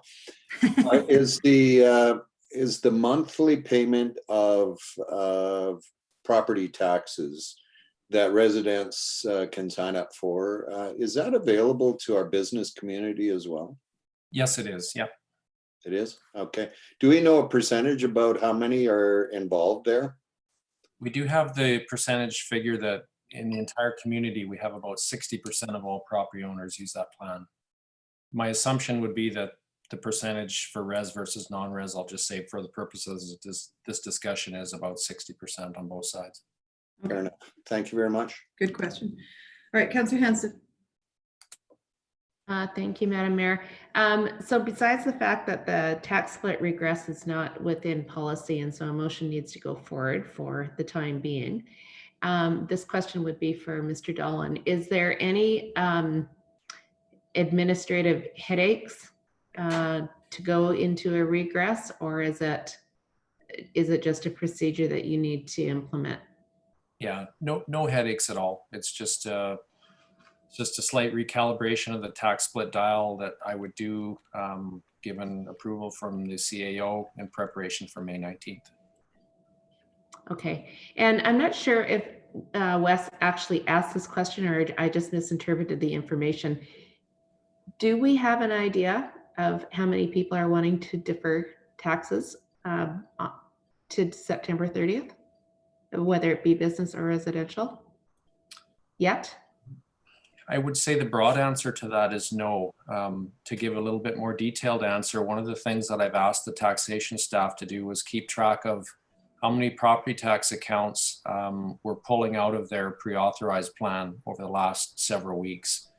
So I'm going to say that the number since COVID started is about 300 accounts that have formally dropped out of their pre-authorized. And we would have about 26,000 accounts and 60% of those. So roughly, I think the numbers were about 3% had pulled out. So, but in giving those numbers, I would expect to see the real activity in dropouts is once folks receive their assessment tax notice at the end of May. So I would say it's kind of, stay tuned for the numbers that would come as we get into June. Well, it's a tough decision, but I think it also speaks to recovery as well. So this is all very intertwined. But appreciate the information and the conversation. Thank you. Okay, and then I think I saw Councillor Mackay. Yeah, just clarity on from the alternative number 2 that would, I just want to make sure that my reading of it is similar to what the intent was, is that it would only allow the CAO to consider a regression as well as the other 2, lock or a migrate. Is that the intent of Yes. alternative number 2? If I could just jump in though, I think the intent would be is that if you pass that motion, we would be coming back with a tax bylaw that indicated a regression. So we're looking at this point, like I said, typically we don't have this conversation until the tax rate bylaw time, but since we're having it now, I think we need to come out of here with clear direction of whether we're doing a migrate, a lock, or a split. See, because my intent was around whether locking it or looking at getting at least the information that we were provided. So thank you again for that. But I also, Madam Mayor, wouldn't necessarily want to direct the CAO if, I mean, let's say you've already heard that they were potentially coming forward with a lock, and we've got what that looks like in scenario number 2. But I mean, if information came at him and he was able to say, well, you know what, we've changed that, and now we're going to look at regression. But I just don't want to lock the CAO into one decision or another based on information that isn't available to the entire council. That's all. So I'm fine with moving the alternative, but I would want to allow the freedom of the CAO to go one way or the other. Does that make sense? Well, you know what? Yeah. Does that help? Does that just confuse it? Well, I think what's going to happen, Councillor Mackay, is if you make the alternative motion that will allow Kevin to bring forward a regression during debate, he's going to hear quite loudly what each councillor wants. And if it's not a regression, then when we get to the tax rate bylaw on Monday, we're going to defeat it and ask for the regression. So I think this is the direction setting moment right now. But that's not what I just heard. Yeah. Mr. LaFleur, what's your reading of the alternative motion? Well, I will give that, but just I'm listening to the discussion. I think I just want to remind everyone, I know you all know this, but it's council who decides. All these things, whether it's regression or migration or lock, that all gets embodied in the tax rates, and council alone passes the tax bylaw. So what you're really doing now, to your direct question, this motion, if it passes, to me very clearly says to the CAO, come back with proposed tax rates that reflect a regression. Now, it doesn't mean that in the covering administrative report, there can't be alternatives for different rates that reflect a lock or a migration, but the main motion, the one you'll see front and center at the top of the AR next week and embodied in the tax rate bylaw, will be a regression if this motion passes.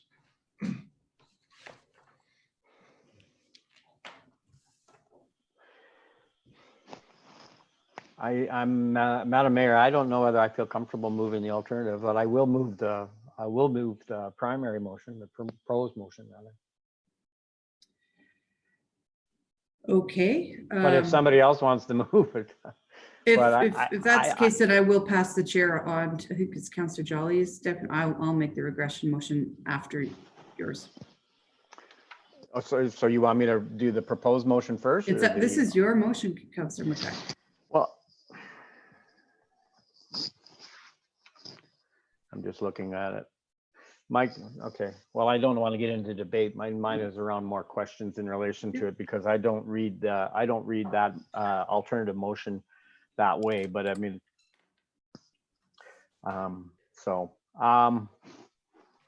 no, I don't feel comfortable moving and asking for a regression at this particular time, Madam Mayor. So if you want me to move the first motion, then I will.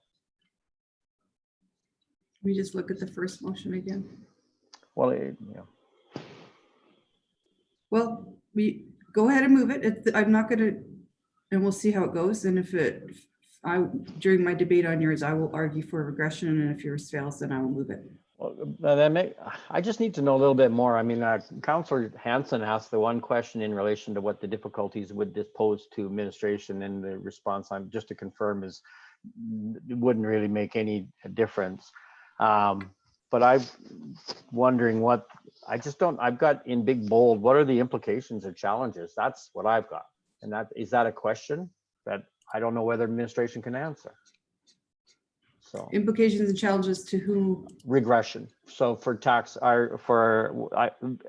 you know me, here it comes, Wes, unintended consequence, right?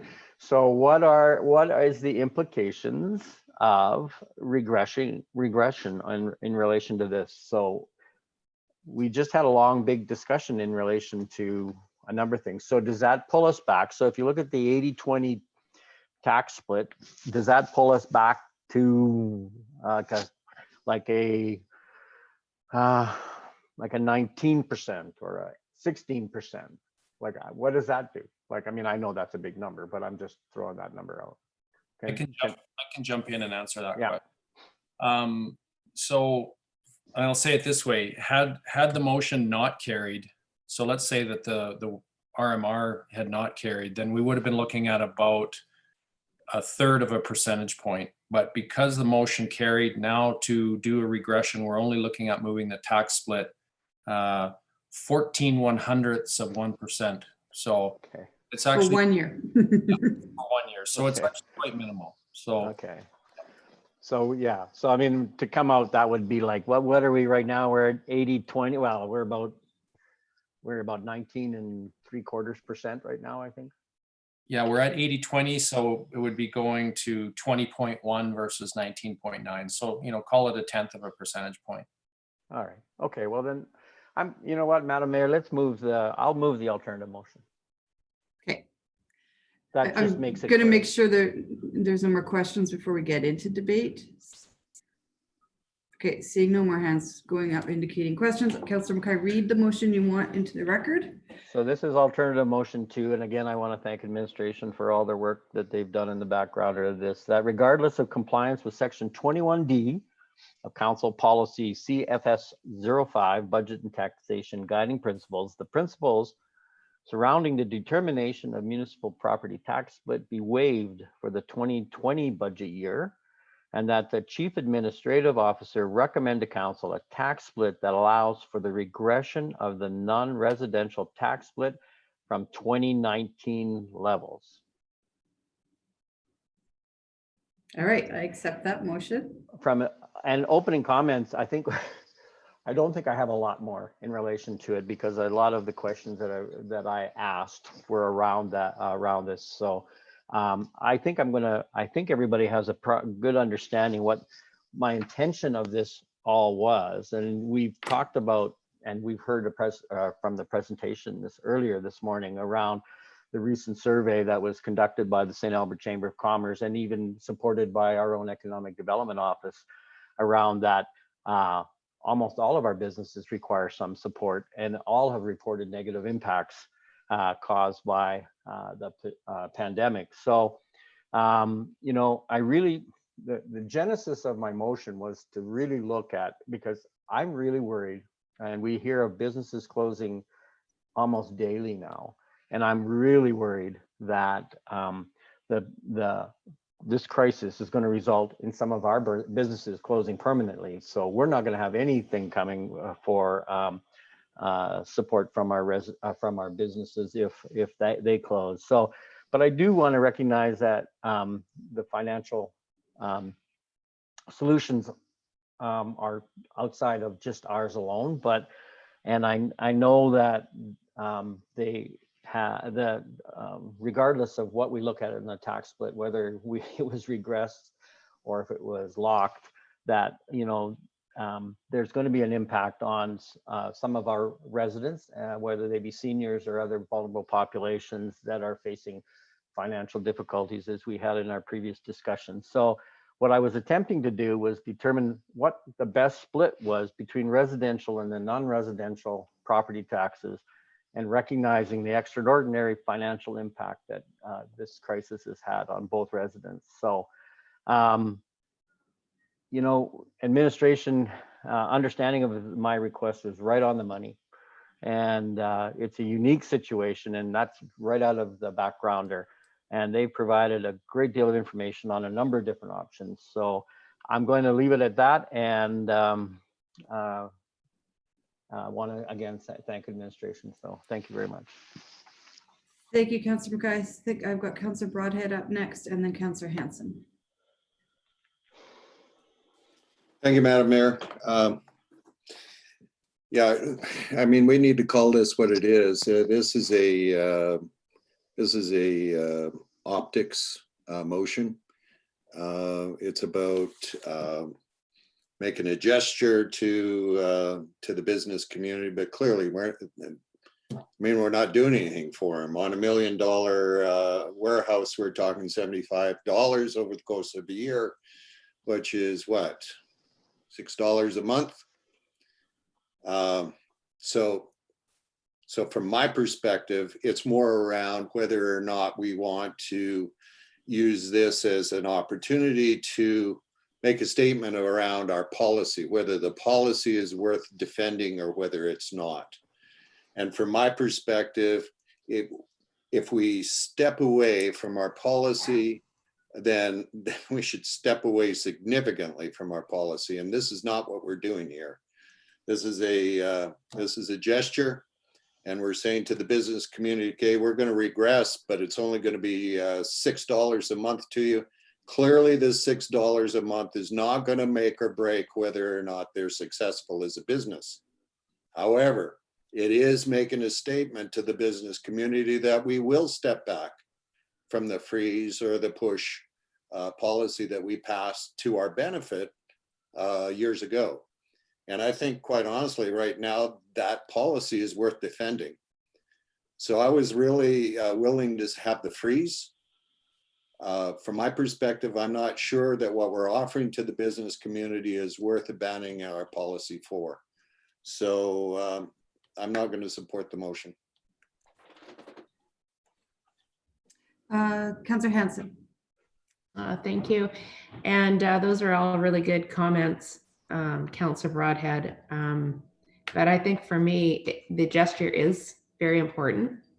It does signal to the business community that while it's not much, we are trying to help. These are unusual times, and I don't think we stray from policy very often, but we're willing to stray from policy in an unusual time. So you are right, this is not going to hit their bottom line significantly, but it is something that the business community has asked for, and we have responded. And I guess on the flip side of it, when we are trying to recover, you know, this is a building of relationships with our business community. And we have an opportunity maybe to build with them a little bit more in the stimulus side of this. So you know, I appreciate Councillor Mackay bringing this forward. Agree with what you're saying as well, Councillor Broadhead, but I will be supporting this motion. Anyone else want to get in on debate? Go ahead, Councillor Hughes. Thank you. I'm not quite sure how I'm going to vote right now. I'm leaning towards agreeing with Councillor Broadhead because it's a gesture over practical solutions. And when I look at what the problem is, their problem isn't that they can't pay $6 more a month. The problem is they can't pay any of the tax bill. And so that's why I have the information request to look at the tax deferrals, because that's what they need is more time. It's a bare minimum to see if they can get together, not just saying, can we save $6 a month on your total tax bill?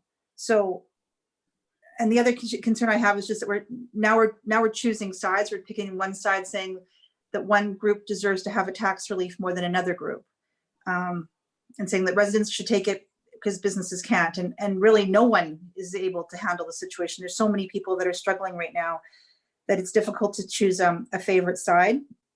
And so what I would prefer to see is practical solutions over gestures to try to address their problems. And like a 0% tax increase is not going to solve the problem if they don't have the money for the initial tax bill. And so the problem is far greater than just showing support. The problem is, how do we actually address the issue so that they can get by and that they can still be viable next year? And that's where I look at the challenge right now, is that this is telling everybody we can try to solve address the tax increases for everyone across the board, recognizes that everyone's hurting, but then saying that we're going to increase it in one group for the other group neglects the fact that people who don't have any income coming in right now also have a problem with their taxes. And it also really does not solve the problem of businesses going under. We can put every zero tax increase you want in the world. If they can't open their doors and if they can't pay the basic tax bill that what's already been established from previous years, they also are going to continue to close their doors. So that's why I'm leaning towards just saying, you know what, let's keep it at a freeze, which is what the policy currently would allow it to be, and recognize that this is going to be challenging for everyone. And then hopefully if the tax deferrals come in where they can pay over a longer period of time, it allows them to try to get back on their feet to pay the larger tax bill of what they actually have to do. And that would be a more practical way of actually addressing the problem, because we need more than gestures to make this actually work long-term and short-term. We need more than gestures. We need to be able to figure out a way so that they can actually make their bill payments affordable for themselves. And $6 a month is not the solution that's going to come to make it affordable. It needs to be a larger solution than what we're proposing today. So that's kind of where I'm leaning right now, but I'll listen to anyone else has something to say. That's it. Councillor Jolly. Thank you. And I agree with Councillor Broadhead and Councillor Hughes in that $6 a month on $1 million warehouse is not going to make or break a business. But that entire tax bill is what the struggle is. And those are the discussions that we have to have, which is not part of the motion today. So I will not be supporting the motion. Anyone else on debate? Councillor Mackay, I am going to support your motion. For me, it was interesting because I really do want to help our businesses in St. Albert. And if Councillor Hughes's first motion had failed, then we would have been looking at quite a big increase to the non-res. But if you combine the two motions that we're looking at today, if Councillor Mackay's passes, we're taking the residential down from 2.5 to 1.9. So we have helped our residential taxes, and we've taken the businesses from 2.5 to 0. And that was the request of the Chamber of Commerce, is 0. So some might not say that $7 or $6 or whatever a month will help these big $1 million warehouses, but I think it will help some of the smaller mom and pop shops in our community. And it really only costs the residents, I just figured it out, what is it? The difference between a lock and a regression for the residents is $7 for the whole year. I mean, we're all trying to shop local. I'm willing to give $7 of my tax money to help the businesses. I wish we could do a tax or a 0% for those businesses that are local and were forced to shut down, because some of them, like Safeway and Canadian Tire, who are getting an enormous amount of retail business right now, don't need it. But the overall it's about our local businesses. So I'm going to support this motion. So if it passes, we've given relief to the non-res, and so we've given relief to the residences, and we've given significant relief to our businesses, and that sends a message to our business community that we care. There's a lot more work to do, and I'm going to support whatever information comes about. Maybe deferrals beyond September, depending what that looks like. But this is a group effort between council and the chamber and our staff to keep those doors open, because we need to keep those doors open so people can get back to work, so they have the money to pay their residential taxes. Really, if we want the economy functioning, we have to give a lifeline to our businesses. So I'm going to support your motion, Councillor Mackay. Anything to close? I'm sorry, I thought I saw Councillor Watkins stick his hand up while you were did talking. you? I'm sorry, Ray, did you jump in? Yeah, I'm going to support it too. This is it's almost like the last debate. Is this a significant amount? No, it's really like making a political statement that we're trying to support our business and support what the chamber's asked for, supporting it.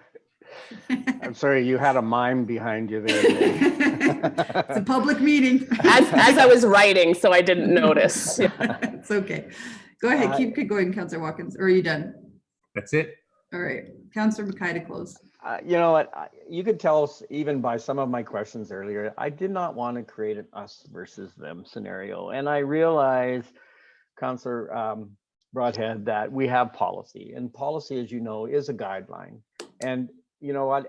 And you know me, I would 100% support policy, but we're in an entirely different time, like I said in previous discussions. You know, we're in an unprecedented time. It's taking an incredible toll on our businesses. It's impacting our residents. I understand all of that. And so this was around looking at alternatives. And, you know, everybody keeps referring back to $1 Million Warehouse. And I realize that that's what's on our spreadsheet. But I'm talking about the small startups that, you know, we were, like, if you look at our economic development of last year, we had such a startup in our businesses. But I'm looking at what is the impact on small retail? What's the impact on a small startup restaurant? And some of that I realize is, you know, the property taxes are captured in their rent. And that's another challenge that is facing small businesses, because really their rents are going to be impacted because their landlords are going to be looking at recovering some of their losses too. And I realize that maybe some of them are paying property taxes outside the rent, but I'm not just talking about a $1 million warehouse. I'm talking about what's the impact on our small businesses. And but I really want to say it might, you know, it might be optics, but at the same time, as Mayor Herron has said, it's around supporting our local businesses at a minimal impact to residents. And I really hope in your information request, Councillor Hughes, you do ask about what's the impact of not only deferrals, and I think this is maybe your intent, was what's the impact also on residents, and because that opportunity is there as well. Because I think there is an opportunity to look at what that is based on some of the information that we're getting back from Mr. Dolan. So, but you can tell that this is challenging, and I don't want to create a situation where it's seen as us versus them, but I really want to support our local businesses. So anyways, that's all I have, and so I'll end it there, Madam Mayor. Call for the vote. Those in favor? I got Councillor Hanson, Councillor Mackay, Councillor Watkins, and Mayor Herron. Those against, I've got Wes Broadhead, Natalie Jolly, and Sheena Hughes. So passes by majority. And so is there anything else, Mr. Scoble, before I adjourn this meeting that you need to? Nope, I think we're good, Mayor. Okay. Oh, Councillor Hughes, I saw you waving. I just wanted to just read in my information request. I was writing it while we were talking. You know, yes, Yep. yeah, here we go. So what would be the financial implications and possible solutions if the property tax deferrals were amortized with the following options? One, both res and non-res were allowed to pay a quarter, September 30th, October 31st, November 30th, and December 31st, 2020. Two, only non-res was allowed to do the same thing of the quarter. Three, non-res pay over the current deferral of over 12 months starting January 2021, as requested by the Chamber of Commerce. Four, both non and non-res property tax deferral is just simply extended to December 31st, 2020. Okay. So those are the four I have. I think I might have one more about non-res that also have the 12-month deferral, but that's what I have, and I'll be submitting it in the next couple minutes. Okay. All right. Yes. Email that in. And Mr. LaFleur has let me know I can't make a notice of motion during a special council meeting. So any intentions I have about RMR in the future, I don't think there's any rush on that right now. But when I can actually see Diane face to face, maybe her and I can figure some stuff out. I think that's it. Meeting is adjourned. Thank you for spending your Monday morning with us.